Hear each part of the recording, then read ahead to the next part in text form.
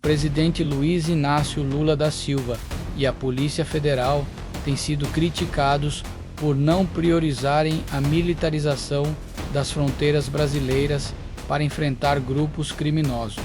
Enquanto isso, Paraguai e Argentina começaram a mobilizar tropas para essa região, como resposta direta à expansão de facções que atuam além das fronteiras nacionais. A diferença entre as posturas chama atenção, porque indica uma possível resistência do governo brasileiro em adotar medidas mais firmes contra o crime organizado. Isso também cria um espaço de insegurança que pode intensificar problemas já existentes na região, especialmente aqueles ligados ao comércio ilegal de drogas, que por sua vez se relacionam com crises políticas em áreas próximas, como a da Venezuela. Nesse cenário, o líder venezuelano Nicolás Maduro aparece cada vez mais pressionado pela presença militar dos Estados Unidos. O governo brasileiro evita classificar essas facções como organizações terroristas. Apesar de a medida facilitar acordos internacionais mais amplos e permitir punições mais rígidas, o ministro Flávio Dino afirmou que o conceito de terrorismo envolve elementos ideológicos e interpretações subjetivas. Segundo ele, colocar grupos criminosos do Brasil no mesmo nível de organizações extremistas de alcance global abriria espaço para interferências externas indesejadas. A presidente do Partido dos Trabalhadores, Gleisi Hoffmann, reforçou que o governo rejeita leis que tratem as facções dessa forma. Ela defende que o foco deve ser em ações sociais e de inteligência, não em mudanças legais que, de acordo com críticos, acabam mantendo brechas que favorecem a impunidade. Essa postura contrasta com pedidos de setores da oposição, como os do governador paulista Tarcísio de Freitas, que acredita que a classificação como terrorismo ajudaria a desmontar as redes financeiras e operacionais dessas facções. Especialistas afirmam que a falta dessa classificação impede o Brasil de acessar mecanismos internacionais importantes, como o congelamento de patrimônios por meio de decisões da Organização das Nações Unidas. Além disso, afirmam que demonstra falta de disposição política para um enfrentamento direto contra o crime transnacional, permitindo que facções cresçam dentro e fora do país. Essa expansão já preocupa países vizinhos. No Paraguai, o presidente Santiago Peña assinou um decreto em 30 de outubro de 2025, classificando essas facções como organizações terroristas internacionais. Esse tipo de enquadramento permite a apreensão de bens ligados aos criminosos e facilita ações conjuntas com outros países. A decisão veio depois de uma grande operação policial no Rio de Janeiro que prendeu centenas de integrantes de uma facção, gerando medo de fuga em massa rumo às fronteiras.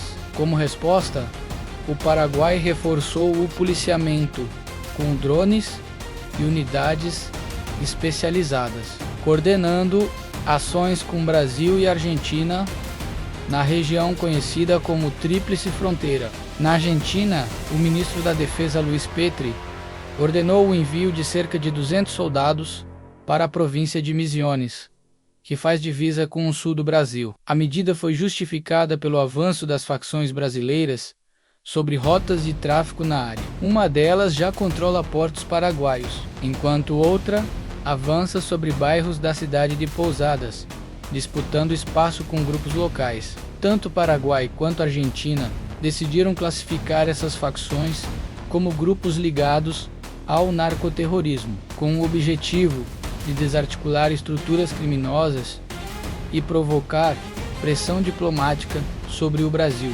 Essa atitude alimenta críticas internas de setores que acusam o governo brasileiro de deixar o problema crescer.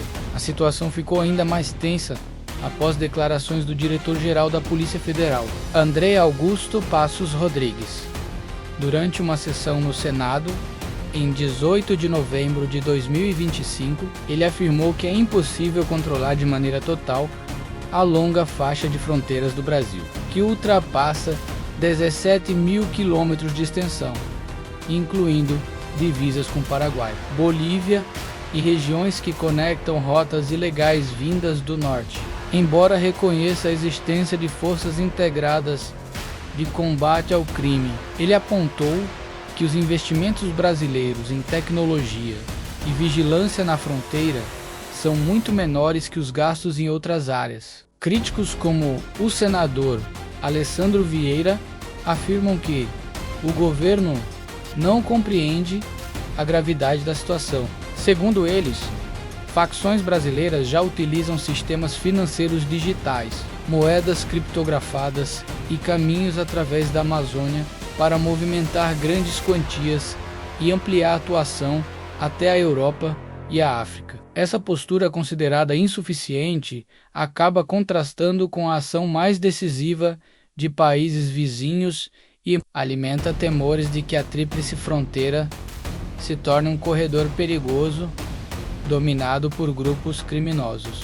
Como indicam relatórios de inteligência sobre o fortalecimento de um terceiro grupo aliado às facções já conhecidas, enquanto isso, no Caribe, cresce a tensão ao redor da crise venezuelana. O governo de Nicolás Maduro enfrenta a pressão direta dos Estados Unidos, que aumentaram sua presença militar na região. O presidente norte-americano Donald Trump declarou em 17 de novembro de 2025 que está disposto a conversar com Maduro, embora não descarte totalmente ações militares. Ele afirmou preferir um diálogo que reduza o sofrimento da população e interrompa o fluxo de drogas que parte da Venezuela. Informações de bastidores indicam, porém, que esse discurso pode servir como estratégia para ocultar preparativos de uma operação maior contra o governo venezuelano, chamado por autoridades americanas de Estado dominado pelo tráfico.